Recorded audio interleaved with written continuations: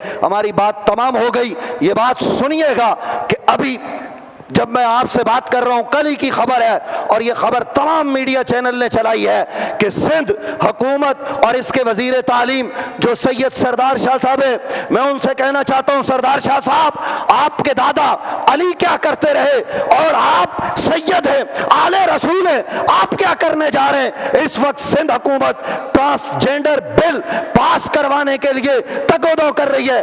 Transgender یہ خالصتاً ان ملحدین کی اصطلاح ہے، ان لبرل اور سیکولر طاقتوں کی اصطلاح ہے، جس کا واضح مطلب یہ ہے کہ کوئی مرد یہ کہے کہ مجھے فیل ہو رہا ہے میں عورت ہوں، بغیر میڈیکل کے وہ نادرہ میں جائے اور کہے مجھے عورت لکھ دیا جائے، عورت کہے مجھے مرد لکھ دیا جائے. یہ ہے ٹرانسجینڈر. اور یہ ٹرانسجینڈر کے نام سے وہ تعلیم کے حوالے سے بل پیش کر رہے ہیں، اور اس بل کے نتیجے میں ہوگا کیا کہ جناب ان کو ہر شعبے میں جگہ ملے گی. محکمہ تعلیم میں ہم یہ کہنا چاہتے ہیں اگر تمہیں زیادہ جناب درد ہے اس تیسری قوم کا جس کے سہارے پر اور جس کے بہانے پر تم اسلام کی جو قدریں ہیں ان کو پامال کر رہے ہو، قرآن پر حملہ آور ہو رہے ہو، رسول اللہ صلی اللہ علیہ وسلم کے فرامین پر حملہ آور ہو رہے ہو، اگر تمہیں اس قوم کا درد ہے تو لکھیے ٹرانسجینڈر نہیں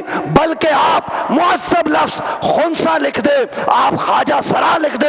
اسلام خواجہ سراؤں کے حقوق بیان کرتا ہے، لیکن اگر تم نے اسمبلی میں ایسا بل لایا کہ جس بل میں ٹرانسجینڈر کا لفظ ہوگا تو مطلب اس کا یہ ہے کہ یہ سب بہانے ہیں. یہ سارے سیاسی رہنما، یہ ساری سیاسی جماعتیں تقریباً یہ مغرب کے ایجنڈے پر ہے، یہ یہود و عنود کے ایجنڈے پر ہے، کل بھی تھی اور آج بھی ہے.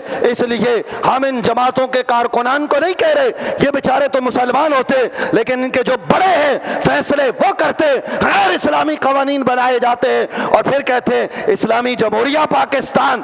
تو پھر یہ کیسے لوگ ہیں؟ یہ ان کا کیا ایمان اور کیا یقین ہے؟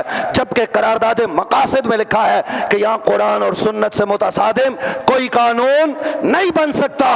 ہم اپنی مسجد کے اس پلیٹ فارم سے یہ مطالبہ کرتے ہیں حکومت سندھ سے اور اس کے وزیر محترم سے اور حکومت سندھ کے وزیر اعلیٰ سے اور تمام ذمہ داران سے کہ کوئی بھی غیر اسلامی بل مسلمان قبول نہیں کریں گے. کیا آپ میری تائید کرتے؟